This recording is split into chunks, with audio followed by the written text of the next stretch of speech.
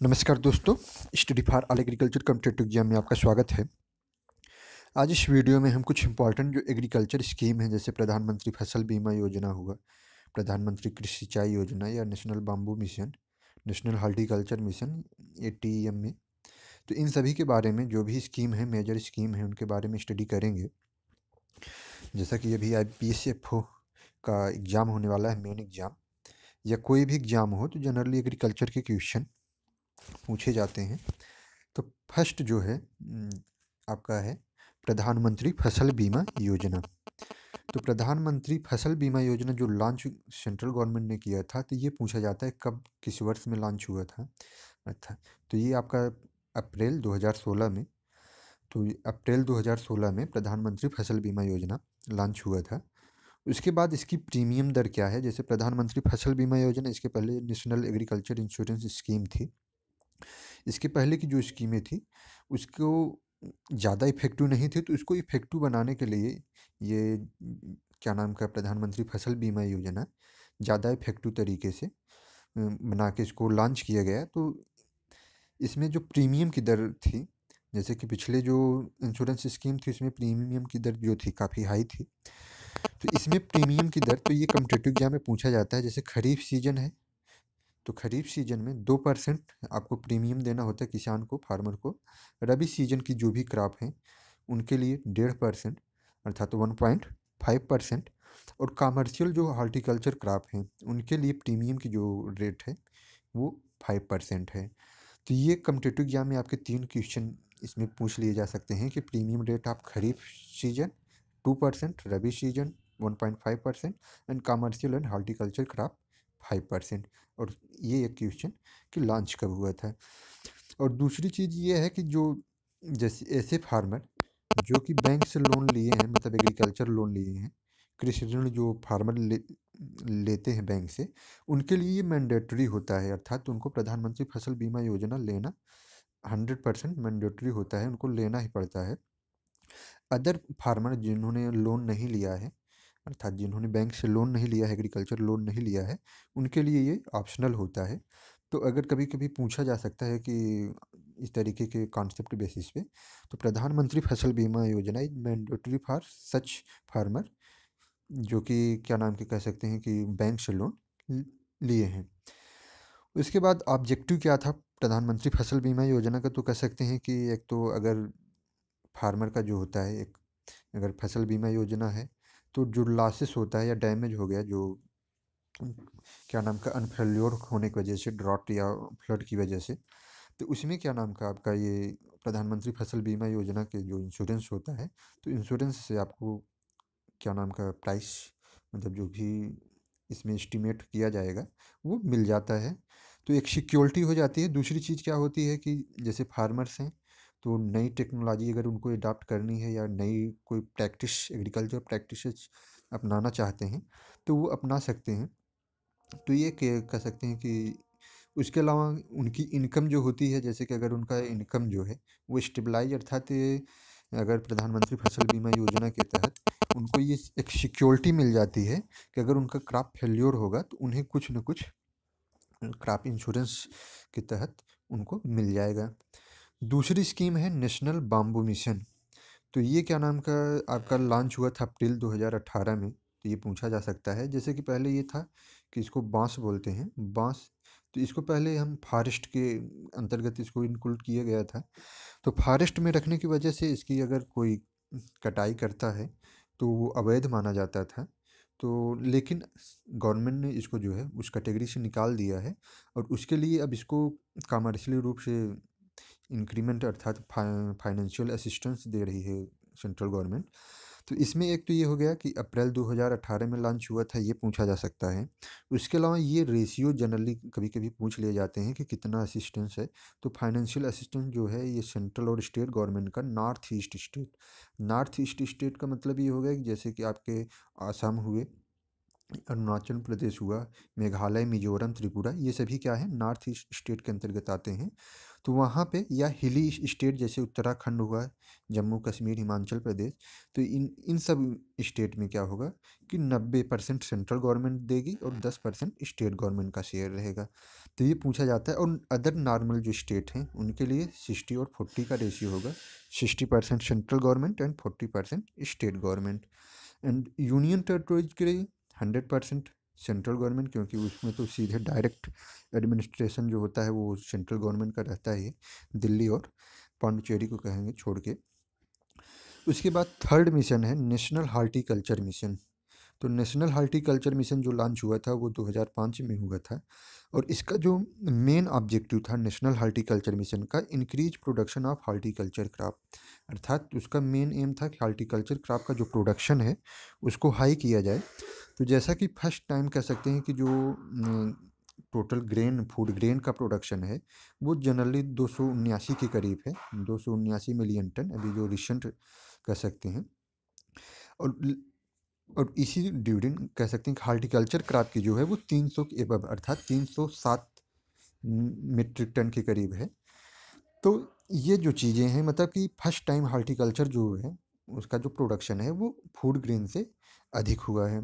तो ये चीज़ें हो गई। दूसरी चीज़ ये है कि ये भी कभी कभी पूछ लिया जाता है 33% ऑफ जीडीपी हार्टिकल्चर टोटल, अर्थात जैसे कि 17.6% या 17% के एबव जो 17 से 18 के बीच में आपका एग्रीकल्चर का जीडीपी है, तो उसका 33% जो जीडीपी है वो किसका है, हार्टिकल्चर क्रॉप का है। ऑन एन एवरेज 33 से 34 के बीच में जो जीडीपी बन रही है वो किसकी बन रही है, हार्टिकल्चर। अर्थात ये नहीं है कि टोटल इंडिया के जीडीपी का है, एग्रीकल्चर जीडीपी का, अर्थात 17%, 17 से 18 के बीच में 17.5 17.6 है। तो इसका जो परसेंट है उसका 33% के करीब जो है वो क्या है, हार्टिकल्चर है। अब इसमें डेयरी भी, जैसे अब एग्रीकल्चर में इसमें डेयरी भी आ जाएंगे, तो अदर सेक्टर भी, मत्स्य पालन, ये सभी सेक्टर आ जाते हैं। तो ये चीज़ें होंगी। उसके बाद नेक्स्ट जो है RKVY अर्थात राष्ट्रीय कृषि विकास योजना। तो ये जो लॉन्च हुआ था, क्या नाम का, 16 अगस्त 2007 को लॉन्च हुआ था। तो ये पूछा जा सकता है। और दूसरी चीज़ ये है कि RKVY के अंतर्गत 100% सब्सिडी जो है सेंट्रल गवर्नमेंट, अर्थात इसका क्रियान्वयन क्या है, कौन करता है, स्टेट गवर्नमेंट करती है। जैसे कि यूपी स्टेट है तो यूपी स्टेट में RKVY योजना चल रही है, लेकिन इसके अंतर्गत जो वो आपको फाइनेंस अर्थात जो सब्सिडी उपलब्ध करा रही है, आर्थिक सहायता जो उपलब्ध करा रही है, वो सेंट्रल गवर्नमेंट उपलब्ध कराती है। और वो 100% अर्थात क्रियान्वित तो स्टेट गवर्नमेंट करती है, लेकिन पूरा का पूरा पैसा कौन दे रहा है, सेंट्रल गवर्नमेंट दे रही है। तो ये पूछा जा सकता है। उसके बाद नेक्स्ट जो है आपका है आत्मा, एग्रीकल्चर टेक्नोलॉजी मैनेजमेंट एजेंसी। जैसे कि आत्मा के तहत आपके ATM और BTM की नियुक्ति भी होती है, ATM और BTM की, ब्लॉक टेक्नोलॉजी। और तो इसमें आत्मा जो है वो आपका 6 नवंबर 2005 से ये स्टार्ट है, अर्थात ये सेंट्रल गवर्नमेंट की ही स्कीम है और ये हर एक स्टेट में अपना लागू है। तो एग्रीकल्चर टेक्नोलॉजी मैनेजमेंट एजेंसी के रूप में, तो ये आपका लॉन्च है 2005 में, ये क्वेश्चन ही हो गया। और ये इसमें फाइनेंशियल असिस्टेंस की अगर बात की जाए तो 90% जो है आपका सेंट्रल गवर्नमेंट का है शेयर और 10% स्टेट गवर्नमेंट का। तो ये शेयर जनरली IBP से FOM इस टाइप के क्वेश्चन पूछे जा सकते हैं। या अदर में तो केवल यही पूछा जाएगा कि इसका कब लॉन्च हुआ था, तो 6 नवंबर 2005 को। इसका ऑब्जेक्टिव कहेंगे कि अगर एग्रीकल्चर टेक्नोलॉजी मैनेजमेंट एजेंसी का जो मेन ऑब्जेक्टिव था वो एग्रीकल्चर का जो ग्रोथ है, जीडीपी है, उसको 4% करना है। मतलब एग्रीकल्चर के जीडीपी जो है, जैसे कि इंडिया के इस समय जीडीपी 7% के करीब है, 7.2 7.3 जैसे अभी वर्ल्ड बैंक में था कि नेक्स्ट ईयर 7.36। तो इस टाइप का, तो इसमें जो है आपका एग्रीकल्चर का जो एग्रीकल्चर का जो जीडीपी हो वो 4% हो, ये मेन ऑब्जेक्टिव था। उसके बाद है रूरल इंफ्रास्ट्रक्चर डेवलपमेंट फंड, 1995-96 में हुआ था। उसके बाद ये है CACP, अर्थात इसका पूरा नाम क्या हो जाएगा, commission for agriculture cost and price, जो कि MSP जो है, ये MSP जो है देता है, अर्थात मिनिमम सपोर्टिंग प्राइस, जनरली आपका खरीफ सीजन और रबी सीजन। अर्थात MSP जो है CACP कब सिफारिश करता है, ये सिफारिश करता है आपका खरीफ सीजन और रबी सीजन, अर्थात ईयर में प्रत्येक साल, और मतलब 2 बार। और इसका जो है, जो रिकमेंडेशन करता है सीएसीपी, जैसे किसी भी व्हीट का या राइस का मिनिमम सपोर्टिंग प्राइस, वो बस सलाह देता है। और उसका जो आर्थिक मामले की कहते हैं कि इकोनॉमिकल अफेयर की जो कैबिनेट मिनिस्ट्री होती है, अर्थात जो केंद्र सरकार होता है, केंद्र सरकार इसको अपना चाहे तो वो स्वीकृत दे। जैसे कि अगर सीएसीपी ने गेहूं के रेट के जो है 1840 रखने को बोला, तो अगर सेंट्रल गवर्नमेंट इसको बढ़ा भी सकती है, घटा भी सकती है। ये मैंडेटरी नहीं होता कि सीएसीपी ने जो रिकमेंड किया है वो सेंट्रल गवर्नमेंट उसको माने। तो अब देख लेते हैं सीएसीपी का जब स्थापना कब हुई थी, तो 1965 में हुई थी, ये पूछा जा सकता है। तो एग्रीकल्चर प्राइस कमीशन के रूप में इसकी स्थापना हुई थी 1965 में, और 1985 में इसका नाम चेंज करके commission for agriculture and cost price कर दिया गया था।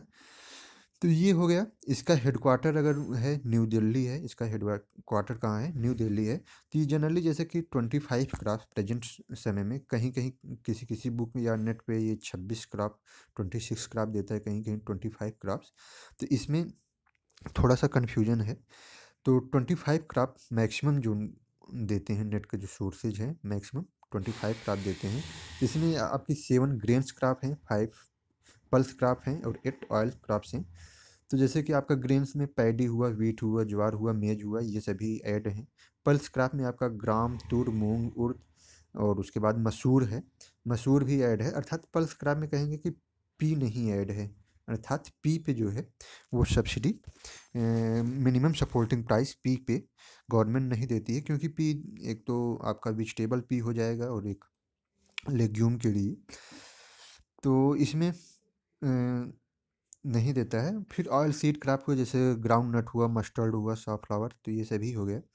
उसके अलावा एक ये था कि एम एस स्वामीनाथन कमेटी ने एक नेशनल फार्मर्स कमीशन जो है, एम एस, उसको कभी कभी पूछा जाता है एम एस स्वामीनाथन कमेटी। तो उसने रिकमेंड किया था, जो अभी सेंट्रल गवर्नमेंट ने उसको माना भी है, कि 50%, जैसे कि आपका टोटल जो कास्ट आ रहा है, कास्ट ऑफ कल्टीवेशन, उसका 50% फार्मर को, मतलब बेनिफिट के रूप में उससे 50% बढ़ा के फार्मर को दिया जाए। उसके बाद है हमारा ये एफसीआई। तो एफसीआई को हम कहते हैं फूड कॉरपोरेशन ऑफ इंडिया, अर्थात भारतीय खाद्य निगम। तो ये भारतीय खाद्य निगम, फूड कॉरपोरेशन ऑफ इंडिया है। इसकी इस्टेब्लिशमेंट भी 1965 में हुआ था, 1964 के एक्ट के तहत। 1964 के एक्ट के तहत एफसीआई की इस्टेब्लिशमेंट 1965 में हुआ था। एफसीआई करता क्या है कि जो आपका मिनिमम सपोर्टिंग प्राइस होता है, जैसे कभी वीट का ये पूछा जा सकता है 1840 रुपये, इस ईयर का जो वीट का minimum supporting price central government ने किया है वो 1840 है। तो ये पूछा जा सकता है। तो उसको वो स्टोर करता है, स्टोर करने के बाद उसको पीडीएस, क्या नाम का, सर्विस में जो होता है, अर्थात सार्वजनिक वितरण प्रणाली, उसमें जो है वो के तहत, जैसे आपका नेशनल फूड सिक्योरिटी मिशन है, उसके तहत जो एबव पोल्ट्री या बिलो पोल्ट्री बीपीएल कार्ड जो धारक होते हैं, उनको सब्सिडी पे जो है फूड ग्रेन उपलब्ध कराए जाते हैं। तो उसके अलावा है ई नाम। ई नाम अर्थात एग्रीकल्चर, इलेक्ट्रॉनिक कह सकते हैं कि इलेक्ट्रॉनिक नेशनल एग्रीकल्चर मार्केट। तो इसमें जो है इलेक्ट्रॉनिक रूप से एक प्लेटफार्म तैयार किया गया है, जिसमें आपको प्राइसेस क्या हैं इन सभी के बारे में ऑनलाइन कह सकते हैं कि एग्रीकल्चर मार्केटिंग के लिए ये। तो ई नाम लॉन्च कब हुआ था, तो ये पूछा जा सकता है। 2016 में, अप्रैल 2016 में ई नाम जो है वो लॉन्च हुआ था। और ये फर्स्ट टाइम पायलट प्रोजेक्ट के रूप में 8 स्टेट में, अभी 8 स्टेट और कुछ ही मंडियों में ये लॉन्च हुआ है। इसके बाद इसको पूरे भारत में बढ़ाने का जो है उद्देश्य है। उसके बाद है प्रधानमंत्री कृषि सिंचाई योजना। तो प्रधानमंत्री कृषि सिंचाई योजना जो लॉन्च हुई थी, ये 2015-16 में, 2015 में लॉन्च हुई थी प्रधानमंत्री कृषि सिंचाई योजना। इसके अंतर्गत जैसे कि आपका स्प्रिंकलर इरिगेशन है या ड्रिप इरिगेशन है, इसके लिए जो है सेंट्रल गवर्नमेंट सब्सिडी उपलब्ध करा रही है। और पर ड्रॉप मोर क्रॉप, जैसा इसका कॉन्सेप्ट जो था, पर ड्रॉप मोर क्रॉप। उसके बाद है प्रधानमंत्री क्या नाम का सॉइल हेल्थ कार्ड। तो ये सॉइल हेल्थ कार्ड ये काफ़ी इंपॉर्टेंट है, ये soil health card competitive exam के दृष्टिकोण से। तो सॉइल हेल्थ कार्ड जैसे कि आपका जो है ये लॉन्च जो हुआ था फरवरी में 2015 में। तो 2015 में फरवरी में सॉइल हेल्थ कार्ड लॉन्च हुआ था। तो सॉइल हेल्थ कार्ड में एक तो 12 पैरामीटर हैं, ये पूछा जा सकता है। 12 पैरामीटर, और इस पैरामीटर में क्या क्या आपके आएंगे, अर्थात ईसी, इलेक्ट्रिक कंडक्टिविटी आता है, ऑर्गेनिक मैन्योर का चेकिंग होती है, अर्थात जब इसको सॉइल की चेकिंग की जाती है, फार्मर की सॉइल की चेकिंग उसके फील्ड की, तो उसमें आपका इलेक्ट्रिक कंडक्टिविटी हुआ। उसके बाद उसका पीएच मान क्या है, उसमें नाइट्रोजन, पोटास, फास्फोरस, सल्फर की मात्रा, बोरान, जिंक। तो इन सभी के जो है, अर्थात ऑर्गेनिक मैन्योर, इन सभी का जो है 12 ऐसे हैं पैरामीटर्स जिनका सॉइल टेस्टिंग की जाती है, और फार्मर को ये रिकमेंड किया जाता है कि आपके सॉइल में नाइट्रोजन की मात्रा इतनी है, और आप जो क्रॉप सोइंग करने जा रहे हैं उसके लिए इतनी डोज, मतलब उसमें सॉइल हेल्थ कार्ड में रहता है। तो ये हो गया।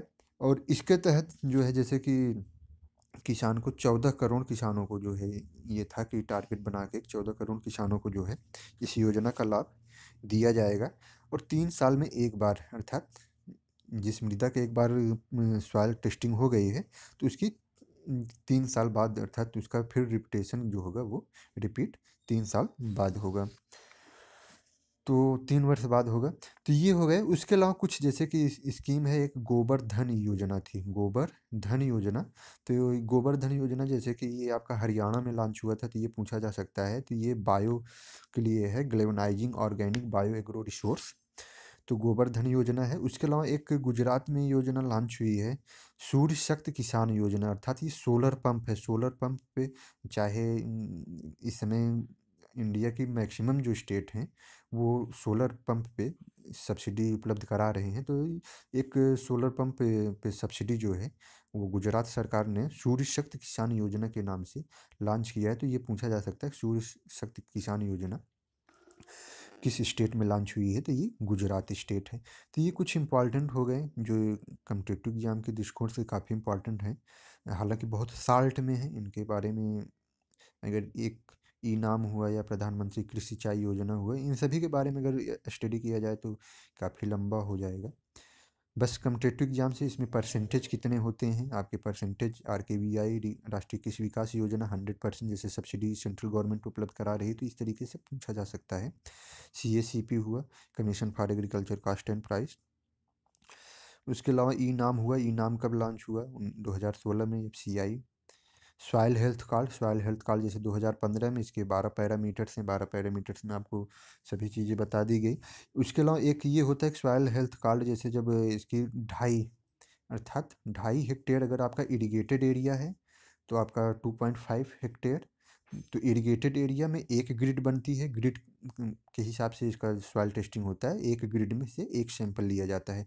तो अगर इरिगेटेड एरिया है तो इसके लिए 2.5 हेक्टेयर, और अगर अनइरिगेटेड एरिया है तो इसके लिए 10 हेक्टेयर पे एक ग्रिड काटते हैं, और एक उस ग्रिड को जो है GPS के माध्यम से वहाँ जो है सॉइल इकट्ठा किया जाता है। उसके बाद उसकी टेस्टिंग के लिए लैब भेजा जाता है।